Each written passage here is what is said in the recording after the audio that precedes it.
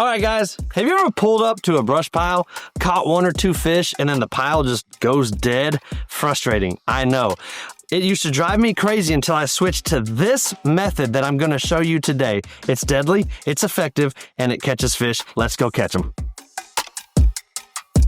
All right, guys, so I had one of you viewers reach out to me, which I love when y'all do that because, again, I'm here for y'all. I'm here for you, the viewer. That said, make sure to smash the subscribe button and drop any questions you have down in the comment section because I love making these videos to help educate y'all. Now, that said, I had one of our viewers reach out. Cade reached out and he said, hey, how long did it take you to learn crappie? And guys, to be completely honest with you, years. I'm still learning to this day. I still learn something new all the time. There's different methods and different techniques to catching crappie. And if you're a guide, you know this. There's different ways, different styles. Well, I just have one that I really predominantly like. So that said, the biggest takeaway that I learned is the stick and move method. What that means is that viewer specifically, he has 1 or 2 spots that he hits and his goal is to catch 10 or 15 keeper crappie. Now, that is a fantastic goal. The problem is most people that crappie fish, we don't have 1 or 2 spots.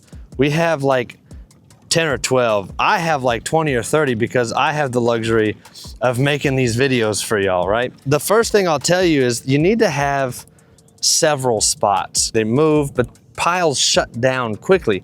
And so because of that, you want to ensure that you have several spots that you can go to. And I'm going to illustrate that today. So I'm at spot number 1. It's 27 foot deep. We have 81-degree water temperature. So the fish are going to start pushing down deeper into this deeper water. So let's fish this pile and pick you up after that. So what I want to do is I just want to drop down to see kind of what's going on with this pile. What's here, what's not, is anything reacting? Then we have a couple followers there. So it looks like there's some fish on the edge. So one thing I'm looking for when I pull up to the spot is movement. Is anything moving around? So let's drop down in here. And you see my jig right there, guys. So I'm just going over the pile right now. I just want to see if anything's reacting, anything's following, anything's chasing, there we go. Ooh, anything's moving. So I had one hit right there. Okay, so that's our first hit. So if you'll notice on my jig right here, see how it's hanging, guys? You see how it's got that up and down presentation? Guys, that's not natural. So what I do in order to help alleviate that pain is I take my knot and you wanna pull it to the back of the jig head, as far back on that eyelet as you can, and then look, it'll hang a lot more level, but this body will help it float and it's more flat like an actual shad is, and we've demonstrated that in the swimming pool before. So now let's go down there again because we had that hit. So that hit is gonna mess up our line. So let's drop back down there again. You can see my jig right there at 12 foot. So we had one hit so far, so it means there's some fish on here. So let's go down in there one more time. This time I'm gonna kind of hang it in there a little bit longer. I just wanna see if anything's gonna follow us up. All right, so we're right over it. So now I'm gonna do more of a dead stick presentation. I'm gonna drop this jig right over this pile because again, we're in 24 foot of water, so we can get away with a little bit. Our wind today is only 4 to 6 miles an hour, so we can get away with hanging, there we go, hanging over these fish. And just like that, guys, that's what it took. We changed our presentation, and guess what? Oh, we deck flipped a slabby patty. Look at him, gyrating, golly. So we changed our presentation, got closer. He is a little fella, he's not legal, but that's what it takes. So we do catch and release. If you've been around the channel long enough, you know that I am catch and release to the bone. One reason that we do catch and release is to help with the population. Look at that slab. Look at that slabby patty, man. So anyway, one reason that we do practice catch and release is because we want to help the population with the invention of live scope and forward-facing technology. So we're gonna put this big daddy back in there.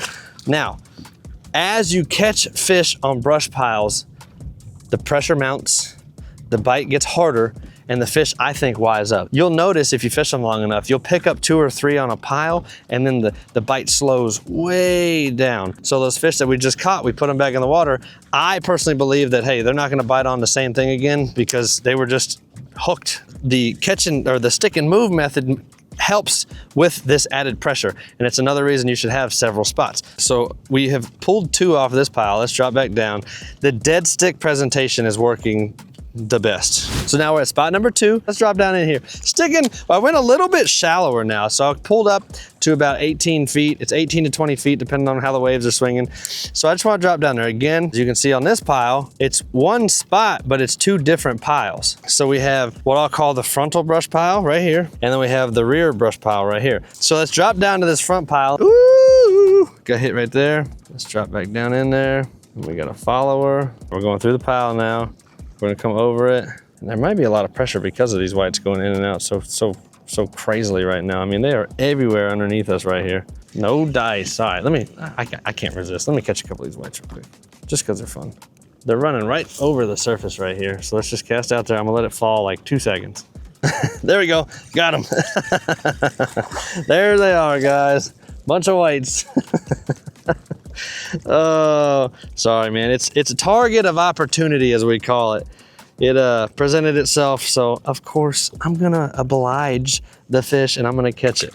But that's why we're not really worried about them, because they're the little guys. All right, let's get back down into this pile. It actually looks like there's more life on that back pile, more activity on that back pile. So I wanna swing over it real quick, and then what we'll do is we'll pull it and we'll dead stick over it. And today we have a little bit muddy water too. Let's drop back down in there. There we go. I'm gonna bring them up fast. Slabs. Oh, but there you go. Pull up spot number 2. Monster, guys. I mean, absolute toad, dude. All right, there appears to be a couple of nice ones right here at 6 feet. So what I'm gonna do is, I don't have a split shot on. I'm gonna float this right in their face. Oh, he hit it. He hit it. Let's try it again. They're hitting it. They're hitting it, but they may be little guys. See them follow me out, guys? We had a great, oh golly, we had a great spawn this year. But yeah, see? So spot number 2 has fish, but I can feel them hitting it and they're doing short strikes. So some key tips from spot number 2. Feeling for a hard thump, not those little light thumps.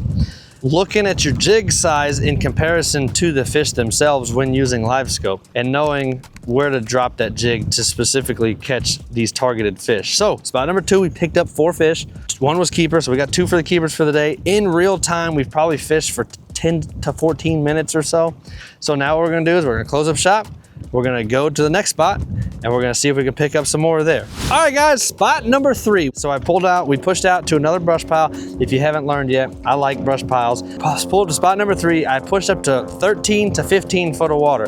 I'm just trying to figure out what these fish are doing at different depths. Gets me so fired up. Again, I'm running weightless right now, so I only have the 1/8 ounce jig head on the end of the line. That's it, guys, nothing else. Because we're only in 13 foot of water, I want that slow roll. I want to give them fish something to look at, something to think about. Ooh, chasing hard. There we go, going into the brush pile now. Gonna just kind of float over it, see if anything is interested.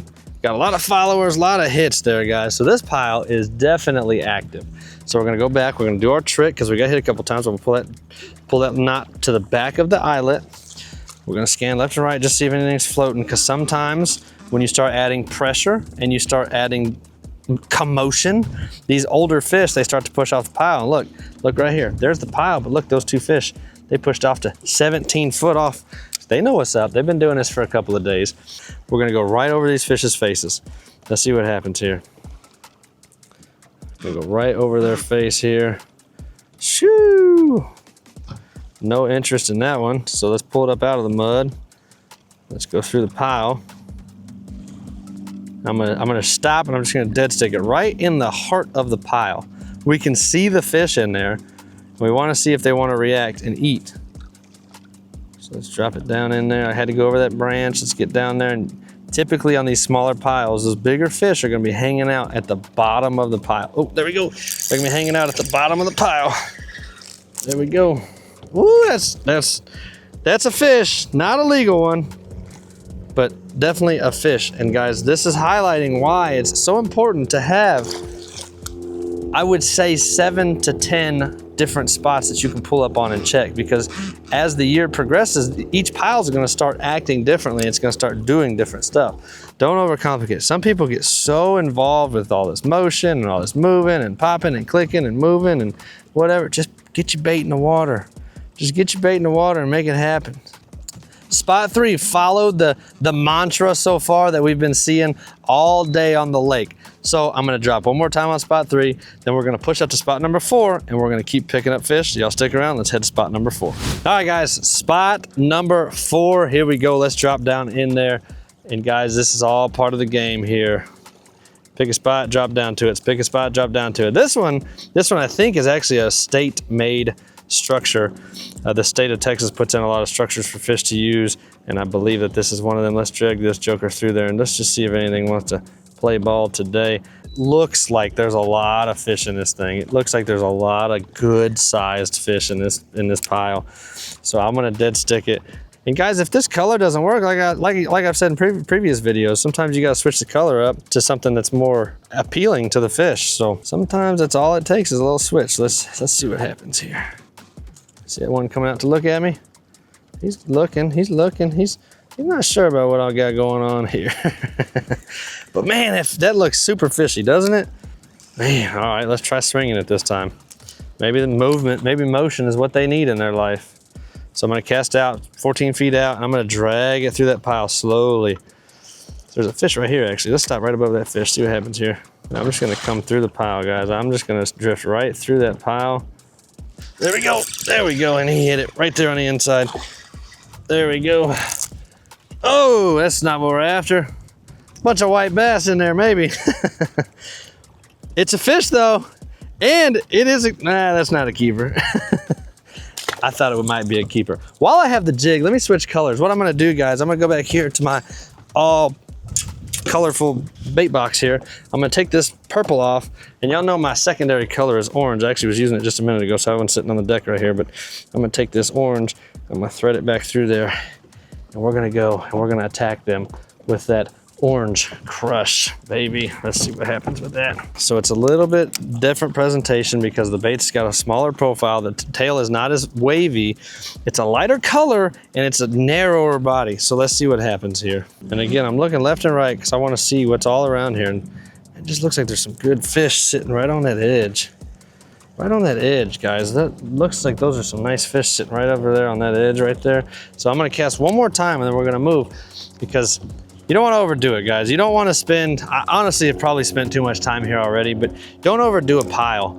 If you pull up in the first, they're like kind of like bluegill, honestly. If you haven't got a hit in the first like 3 to 7 minutes, usually we pack up and roll out. I'm gonna do one more time and then we're gonna push up to spot number 5. So let's see what happens here. Let's see if this is the lucky cast right here. Let's see what this little guy's got going on. And by little guy, I mean huge, because that thing is massive, whatever it is. Probably a catfish, let's see. Yep, got him. Let's see what happens, guys. Let's see what happens. Yep, called that. Little kitty cat. Yeah, so that's how you know we're dealing with these little guys, because that fish looked a lot larger than that on screen, as Todd has just mentioned.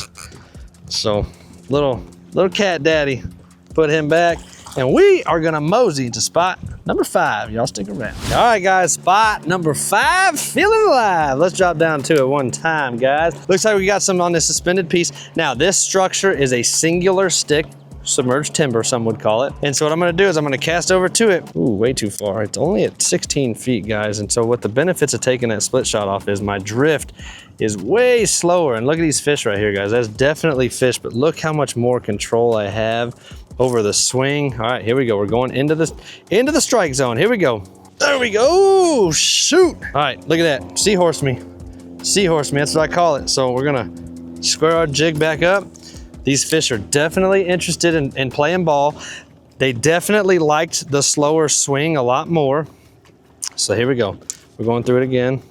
I almost did that, dude. I almost did sports just now, just out of habit. I almost took a knee, cover fire, everything. Here we go, ready? Again, slower drift. Oh yeah, look at that fish. He's interested. They're striking it. And they're still toying with me. Still swimming with me. I need him to commit though, so he's not committing.